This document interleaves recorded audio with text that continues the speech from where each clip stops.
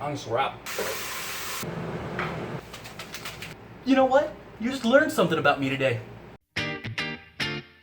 And tonight is movie night, and I am going to make Velveeta cheese dip. Now, you probably can do something very similar with Quick Melt, which is a brand available here in the Philippines. I do love my Velveeta. Okay, I'm adding a little bit of this Quick Melt because I've got people that are coming that are a little bit more used to this flavor. So we're gonna try that as well, just by mixing a little bit of this in with that. Now it's time to prepare. What I'm going to do is I am going to take this brick of cheese and I'm going to slice it. Let's get to it.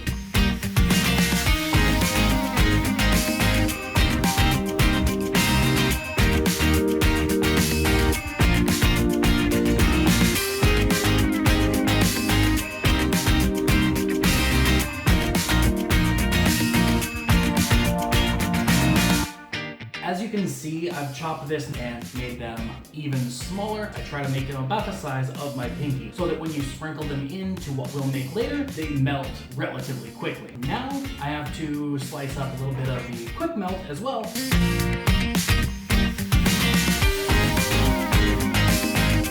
So this is where the real magic begins. We will be keeping things simple for this recipe. I'm gonna be using the same cookware for both browning the hamburger and putting in the cheese and making the dish because, you know, I wanna minimize the number of dishes. So first things first, we have to place our hamburger into there. Now for this, a brick of Velveeta plus the little extra here that we have, I'm going to be using about 1 kilo or 2.2 pounds of hamburger. So I should probably stress this, you wanna wash your hands. You want to wash your hands again and again and again and again. But after you're done with all that, you can place that in there. Oops, I need a spatula. There's my favorite spatula. Get your hamburger on the bottom. Now for this, I have actually chosen to use very lean hamburger so that I keep more of the meat and I don't have as much fat and drip off and that sort of thing. Because, you know, I'm trying to make slightly better decisions. So let's go ahead and turn on our stove. Now the reason, well, one of the many reasons why I'm using just one pan is I'm trying to keep this simple bachelor style cooking. I've many times made this and had it a pan for cooking the hamburger and, you know, pot for adding the cheese, but figure KISS method. Keep it simple, stupid. So that's what I figured I would do because I'm stupid. So just to show you, this is what it currently looks like. It still needs a little bit more cooking to make sure that there's absolutely no pink in there. Just basically chop and stir until there's no pink in this meat. Once that's done, we can add our seasonings. All right, so we've got all the pink out of our pot of hamburger. So what we're going to do is we are going to drain that and then we'll come back, put the pot back on the burner, and then we're going to season it. Sadly, I don't have a good angle to show that we're straining it out, but I'm sure you know how to strain hamburger if you've got a colander or strainer. All right, Anthonites, now that we have the hamburger strained and drained, we're going to add a few different things. Now, the standard recipe calls for Old El Paso taco seasoning mix. Now, I did find a little bit of this here in the Philippines, but it's very hard to find. And I haven't found anything that is a substitute for it. This particular packet I brought with me when I went to the States in December, I believe. But if you happen to know where I can find this in the Philippines, tell me and I will love you forever. All right, so what we're going to do is we are going to first add a couple of things that are personally to my taste. A little bit of black pepper to the hamburger meat.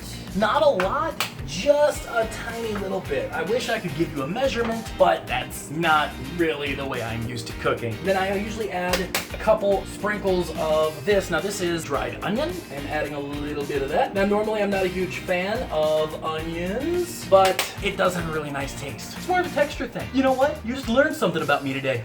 Next we add about 1/4 of a cup of water, and that's basically to make sure that this turns into kind of a liquid and it doesn't just clump to the hamburger. If you're the kind of person who's maybe on paleo or keto, maybe you could have kept some of that fat that we strained off earlier in the pot, but so I'm gonna go ahead, I'm going to slowly mix this in, and I'm going to do the same as we did before, kind of chop and mix little bit by little bit to make sure that I get an even coating everywhere and that this does dissolve into the little bit of water that we have put into it. Now the water serves a couple of different purposes. It serves the purpose of making sure that we end up with like a chili flavored sauce covering the meat rather than just clumps of this, but it also serves the purpose of making sure we end up with more of a liquidy cheese. I'm going to turn the heat on to a very minimal level just to get this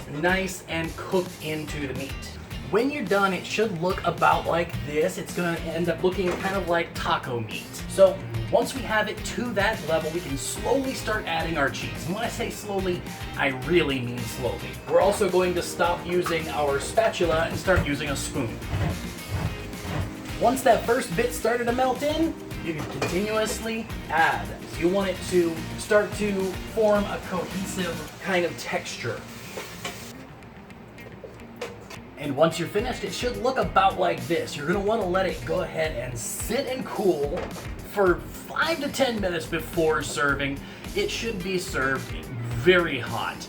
Not hot enough to burn anyone or do any damage, but hot enough that it won't become solid cheese anytime soon.